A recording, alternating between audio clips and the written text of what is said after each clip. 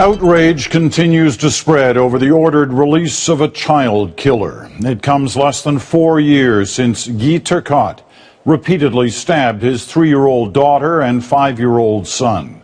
After he was convicted, he was found not criminally responsible. Today, Ottawa weighed in, promising to make releases like his harder to secure. CULLEN is in Montreal tonight with the details. Peter, it didn't take long for the federal government to express its concern over the decision to release Guy Turcotte from a psychiatric institution. Isabelle Gaston was suddenly thrust into the spotlight when her ex-husband killed their 2 children. She feels the system is failing her and other victims. I hope to give a voice to all the people that are in the darkness, and that we change things. Public safety must always come first. Her plea was echoed by the federal government. We believe that Isabelle Gaston does not deserve to live in fear of her children's killer, and neither do other victims of similar crimes across Canada.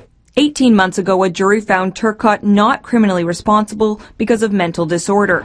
Since then, he's been in a psychiatric institution. Yesterday, a panel of experts decided he had progressed in his therapy, and he was granted a conditional release. He has to stick to his treatment and stay away from his ex-wife. This criminal law expert argues that since Turcotte was found to be mentally ill at the time of the murders, the system is working. He belongs to the healthcare system, and the healthcare system is not, there's no police officers that will guard a patient. He's basically under the care of doctors. And this psychiatrist explains that the panel of experts who decided to release Turcotte weren't supposed to consider the killings, but rather his current mental state. Right now, their finding is that he no longer represents enough of a risk to detain him against his will, says Dr. André Luyet. Victims will now be at the center. But the government says the way the system is working now just isn't good enough, and it's proposing new legislation. Currently, victims are not considered in the process. They're not consulted on the danger to society. They're not consulted for impact statements. They're not consulted on when somebody is released,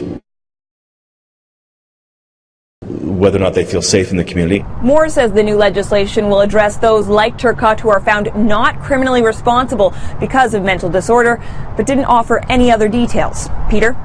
CULLEN in Montreal tonight.